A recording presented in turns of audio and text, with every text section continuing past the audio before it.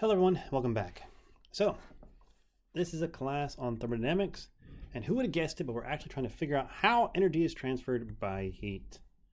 Now, heat is simply when I have energy that goes from one system to another one, and it's all because of a temperature difference. Not because of pressure difference or anything else, by temperature. That means it's heat. Anything else we call work.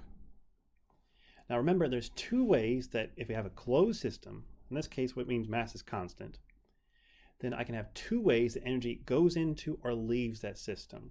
That can be in the form of heat due to a change in temperature, so some sort of delta T is involved. Work would be due to a change in pressure, a change in velocity, a change in height. All of those could be for work.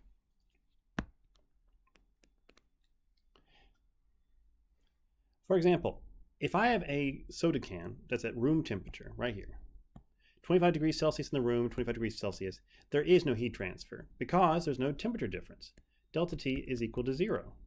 But as my delta T changes and gets bigger, you'll see that my energy transfer will also get bigger. That's a terrible 10. You can make fun of my handwriting if you want to. So the more my temperature difference, the greater my energy transfer. Okay, we got some unit equations here, so I'm going to go ahead and bring them up. So like I said before, if I have a lowercase letter, that means it's per unit mass. Uppercase Q is heat. Divided by mass, I get lowercase q, which is energy or heat transfer per unit mass. We won't have this happen too much, but if I did have a amount of heat that's happening over time and that was changing with time, I could do an integral to find the total heat transferred. For us, usually we're going to have a constant heat transfer. So I might be at 50 kilojoules per second. And once again, my handwriting, oh my goodness. There you go, 50 kilojoules per second, which is a kilowatt. If I do that for 50 seconds, I can do some math and get that's 2,500 kilojoules. Okay, 2,500 kilojoules of heat transferred. Because heat doesn't just disappear. Energy doesn't just disappear. It has to go from one place to another. So if I have this baked potato right here, it's got 2 kilojoules of thermal energy. It leaves the system, and now there's 2 kilojoules of thermal energy in the air. And that's completely fine. And we start calling that heat as soon as it transfers past that boundary. Boundaries are important here. It's not heat while it's in the system. It's not heat after it's left the system. It's heat as it goes out of the system. Okay, it's all heat as it goes out of the system. Now, I mentioned this term way back at the beginning called adiabatic. Adiabatic simply means I've got a lot of insulation or something else that's keeping heat from transferring. Doesn't mean work is not transferring energy, but heat is not transferring energy from the inside to the outside or the outside to the inside. So if you hear the words like insulated, that probably means that you have an adiabatic process. And sometimes they'll just come out there and say it's adiabatic. Why do we call it adiabatic? Don't worry about that too much right now. Just remember that means that your heat transfer is 0. Does not mean that your change in energy is 0, but your heat transfer is 0. Cool? Okay, now let's go into some of the history of this. So it used to be that we had no idea how heat went from one place to the other. We didn't have microscopes yet, or if we did, they weren't good enough to see individual atoms. And so people began making up different ideas about how things worked. Like if you took a physics class or a chemistry class, you probably heard of the plum pudding model of, the atom, which simply says that it's this positive pudding that's got negative little raisins inside of it. We were trying our best to figure out how to describe this. Now, one that was for heat was this idea of a caloric theory. Caloric should make you think of that thing on the back of cartons, which is a calorie. Yes, they are from the same idea here.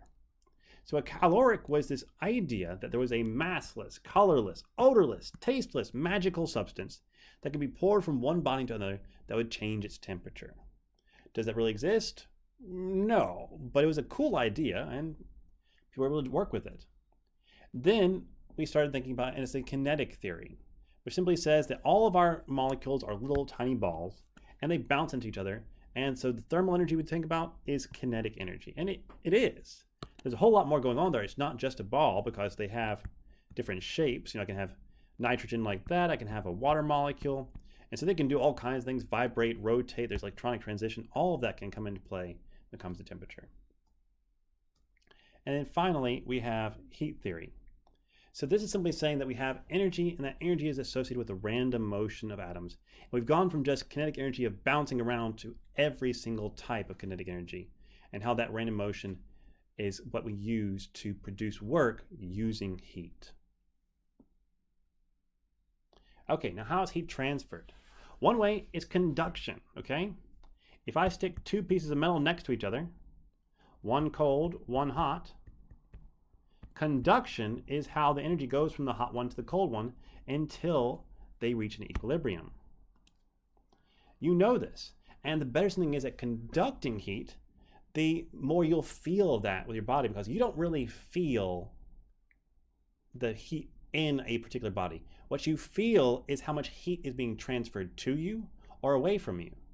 Like, for example, if you go into a really cold garage and you walk on that stone floor, and you put your feet on the stone floor, here's your foot, because your foot is strangely shaped. You're wearing socks, okay? Give me a break. You're going to feel the heat going out of your feet very quickly. And that's temperature. That floor might be, let's say, we'll make it 50 degrees Fahrenheit.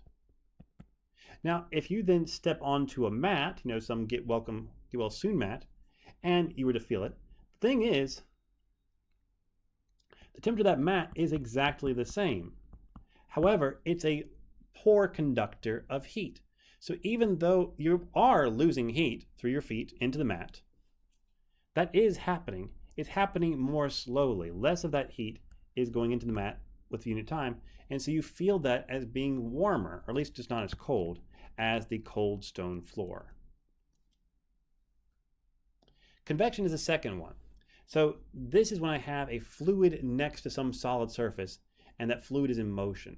This is why a fan feels so nice. The fan blows the air, and it blows it past your face, and because it's blowing it past your face, it is taking heat with it. That heat is leaving with the air, and so it is cooling you down. Because your body actually has an area right next to your skin that is much, much warmer than the air that's all around you. You actually have what's called a thermal boundary layer. You can actually see this. So if this is my body right here, and I was trying to look at the temperature, so temperature's over here, I would see that it would drop down like this until it got to room temperature. This is close to body temp, and this right here is the room. And so because you have that boundary layer, when the air blows against you, it actually is trying to blow away this kind of barrier of hot air that your body produces. It's why if you start running, you feel a little bit colder until your body starts warming you up just from friction in your muscles. It's why you feel colder when you're standing on a beach and there's winds blowing on you, and then suddenly you feel really hot when the wind stops blowing. That's convection. It's taking heat away from you. The last one is radiation. So where do we see this? Anything that is red hot is radiating. Now the red and radiating is not the same word. I was just trying to make it sound similar.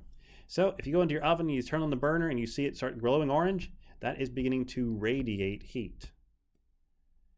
It is sending it out as photons. So it means if there's no convection, you could even put it in a vacuum, you would still feel that heat hitting your hand, even in a vacuum. So I want you to try to think of different examples of these three types of heat transfer mechanisms and see what you come up with. So we're going to stop here. Thank you all for listening. I'll see you all next time. Bye-bye.